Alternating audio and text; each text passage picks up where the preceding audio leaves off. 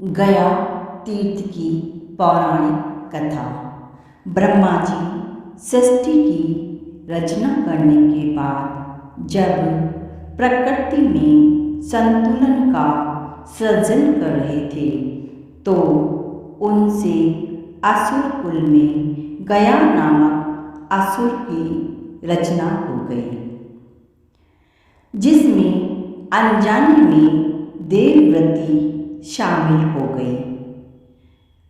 गया नामक असुर में असुर व्रति नहीं थी, देवव्रति थी। गया असुरों की संतान के रूप में पैदा हुआ था, लेकिन उसमें आसुरी प्रवृत्ति नहीं थी। वह देवताओं का सम्मान और आराधना करता था। उसके मन में एक खटका था। वह सोचा करता था कि भले ही वह संत प्रवृत्ति का है, लेकिन असुर कुल में पैदा होने के कारण उसे कभी सम्मान नहीं मिलेगा। इसलिए क्यों न अच्छे कर्म से इतना पुण्य अर्जित किया जाए ताकि उसे स्वर्ग मिले। गयासुर ने कठोर तप से भगवान श्री विष्णु को प्रसन्न किया। भगवान ने वरदान मांगने को कहा तो गयासुर ने मांगा, आप मेरे शरीर में वास करें। जो मुझे देखे उसके सारे पाप नष्ट हो जाएं। वह जीव पुण्यात्मा हो जाए और उसे स्वर्ग में स्थान मिले। भगवान से वरदान पाकर गयासुर घूम घूम कर लोगों के पाप दूर करने लगा। जो भी उसे देख लेता उसके पाप नष्ट हो जाते और स्वर्ग का अधिकारी हो जाता। इससे यमराज की व्यवस्था गड़बड़ा गई। कोई घोर पापी भी कभी गयासुर के दर्शन कर लेता तो उसके पाप नष्ट हो जाते। यमराज उसे नरक भेजने की तैयारी करते तो वह गयासुर के दर्शन के प्रभाव से स्वर्ग मांगने लगता। यमराज को हिसाब रखने में संकट हो गया था। यमराज ने ब्रह्मा जी से कहा, हे ब्रह्मदेव, अगर गयासुर को न रोका गया तो आपका वह विधान समाप्त हो जाएगा जिसमें आपने सभी को उसके कर्म के अनुसार फल भोगने की व्यवस्था दी है। पापी भी गयासुर के प्रभाव से स्वर्ग भोगेंगे। ब्रह्मा जी ने उपाय निकाला। उन्होंने गयासुर से कहा कि तुम्हारा शरीर सबसे ज़्यादा पवित्र है, इसलिए तुम्हारी पीठ पर बैठकर मैं सभी देवताओं के साथ यज्ञ करूँगा। उसकी पीठ पर यज्ञ होगा। यह सुनकर गया सहज तैयार हो गया। ब्रह्मा जी सभी देवताओं के साथ भारी पत्थर के हवन कुंड के साथ गया को दबाकर बैठ गए। इतने वजन के बावजूद भी वह अचल नहीं हुआ। वह घूमने फिरने में फिर भी समर्थ था। देवताओं को चिंता हुई। उन्होंने आपस में सलाह की कि इसे श्री विष्णु ने वरदान दिया है, इसलिए अगर स्वयं श्री हरि भी देवताओं के साथ अगर बैठ जाएं तो गयासुर अचल हो जाएगा। श्री हरि भी देवताओं की प्रार्थना पर उसके शरीर पर आ बैठे। श्री विष्णु जी को भी सभी देवताओं के साथ अपने शरीर पर बैठा देखकर गयासुर ने कहा, आप सब और मेरे आराध्य श्री हरि की मर्यादा के लिए अब मैं अचल हो रहा हूँ। घूम घूम कर लोगों के पाप हरने का कार्य बंद कर दूंगा, लेकिन मुझे श्री हरि का आशीर्वाद है, इसलिए वह व्यर्थ नहीं जा सकता। इसलिए श्री हरि आप मुझे पत्थर की शिला बना दें और यहीं स्थापित कर दें। श्री हरि उसकी इस भावना से बड़े प्रसन्न हुए। उन्होंने कहा, गयासुर, अगर तुम्हारी कोई और इच्छा हो तो मुझसे वरदान के रूप में मांग लो।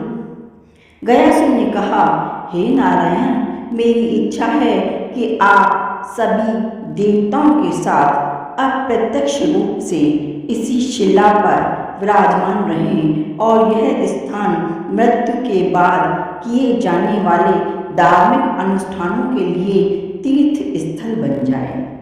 श्री विष्णु ने कहा, गयासुर, तुम धन्य हो गयासुर, तुमने लोगों के जीवित अवस्था में भी कल्याण का वरदान मांगा और मृत्यु के बाद भी मृत आत्माओं के कल्याण के लिए वरदान मांग रहे हो। तुम्हारी इस कल्याणकारी भावना से हम सब बंध गए हैं। भगवान ने आशीर्वाद दिया कि जहाँ गयासुर स्थापित हुआ वहाँ पितरों के श्राद्ध तर्पण आदि करने से मृत आत्माओं को पीड़ा से मुक्ति मिलेगी। क्षेत्र का नाम गयासुर के अर्धभाग गया नामक तीर्थ के रूप में विख्यात होगा। मैं स्वयं यहाँ विराजमान रहूँगा। इस तीर्थ से समस्त मानव जाति का कल्याण होगा। साथ ही वहाँ भगवान श्री विष्णु ने अपने पैर का निशान स्थापित किया, जो आज भी वहाँ के मंदिर में दर्शनीय है।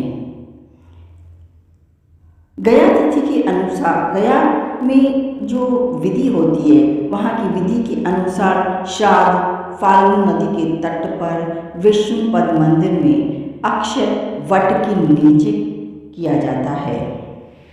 वह स्थान बिहार के गया में हुआ, जहाँ श्राद्ध आदि करने से पितरों का कल्याण होता है।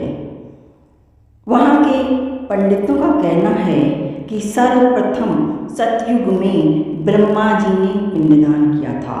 महाभारत के वन पर्व में भीष्म पितामह और पांडवों की गया यात्रा का उल्लेख मिलता है। श्री राम ने महाराजा दशरथ का पिंडदान यहीं गया में किया था। गया के पंडितों के पास साक्ष्यों से स्पष्ट है कि मौर्य और गुप्त राजाओं से लेकर कुमारी भट्ट, चाणक्य, रामकृष्ण परमहंस व चैतन्य महाप्रभु जैसे महापुरुषों का भी गया में पिंडदान करने का प्रमाण मिलता है। इसके अलावा गया में फाल्गुन नदी प्राय सूखी रहती है। इस संदर्भ में भी एक कथा प्रचलित है। भगवान श्री राम अपनी पत्नी श्री सीता जी मैया के साथ पिता दशरथ का श्राद्ध करने गया धाम पहुँचे। श्राद्ध कर्म करने के लिए आवश्यक सामग्री लाने वे चले गए। तब तक राजा दशरथ की आत्मा ने पिंड की मांग कर दी।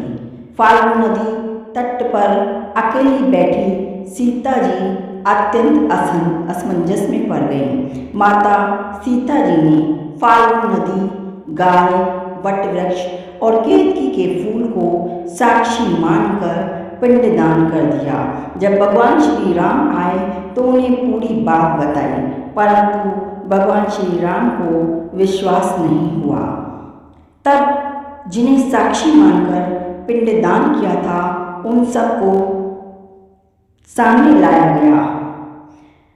पंडा फाल्गुन नदी, गाय और केतकी के फूल ने झूठ बोल दिया, परंतु अक्षय वट ने सत्यवादिता का परिचय देते हुए माता की बात को सत्य रखा। इससे क्रोधित होकर सीता जी ने फाल्गुन नदी को श्राप दे दिया कि तुम सदा सुखी रहोगी, जबकि गाय को मैला खाने का श्राप दिया और केतकी के फूल को पितृ पूजन में निषेध का। वट वृक्ष पर प्रसन्न होकर सीता जी ने उसे सदा दूसरों को छाया प्रदान करने व लंबी आयु का वरदान दिया। तब से ही फाल्गुन नदी हमेशा सूखी रहती है, जबकि वट वृक्ष अभी भी तीर्थ यात्रियों को छाया प्रदान करता है। आज भी फाल्गु तट पर स्थित सीता कुंड में बालू का पिंड दान करने की परंपरा संपन्न होती है।